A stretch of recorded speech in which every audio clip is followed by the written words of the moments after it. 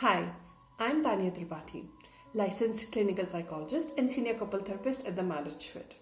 Now, when we think about going for any counseling, we have another question which is commonly in our head. What is the success rate? So, the question that came to us was, what is the success rate of marriage counseling? How are some results so surprising? So, before I answer this question, let me help you understand that marriage counseling can help relationship work, but it is not guaranteed that your relationship will improve. Now, why do I say that? I say that because there are various factors, there are various things that are to be considered if you want to evaluate the success or understand what defines the success in a relationship counseling. There are a number of ways you can take a look at to determine the success rate of a marriage. For example, you can take a look at how many couples went under the marriage counseling and are still together after post 8 years of taking the counseling. Or you can take a look at how many couples went for counseling and are still together after the 10 years of their life. In both the cases, you're looking at the success rate or the decline rate, but the common thing is you're looking at a very small group of individuals. So that may or may not be relevant to your case.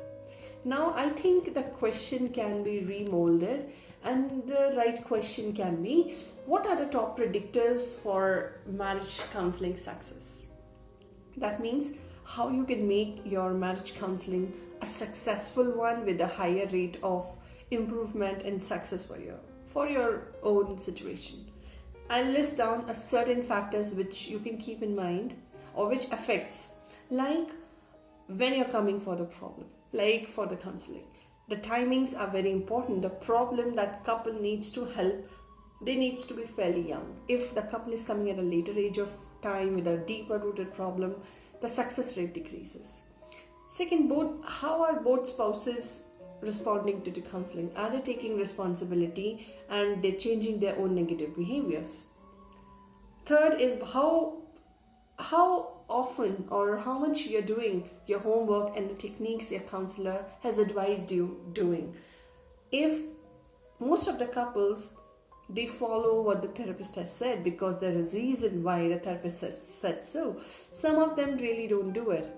They just come, they don't do the homework, the timings are disturbed, they're not working towards a problem. As the time passes, sessions increases, they feel demotivated to come for the therapy. They are not working, but they're expecting a success, which is very difficult. So following your therapist's advice, timely homeworks, timely assignments are very important. Third is how willing each couple or each partner is towards the counseling. If one partner is more motivated and the other one is not motivated, the success rate decreases a little bit. Then we'll have to first work on a partner who is not very motivated, very willing to go for it, to increase the success rate. So the success rate is determined by a lot of factors, not just by the statistical number that are displayed anywhere. On the website, on the internet, Google, anywhere. So don't be deceived by the success rate, but understand the factors that you can keep in mind to maximize your success rate, because it's not that marriage counseling doesn't work, but it works. And you don't have to be ashamed of it. If you're having problems and you want to make your marriage work, you can actually make it work. So if you feel you need help, I think it's the right time to go for a couple counseling to understand and address this issue. Thank you.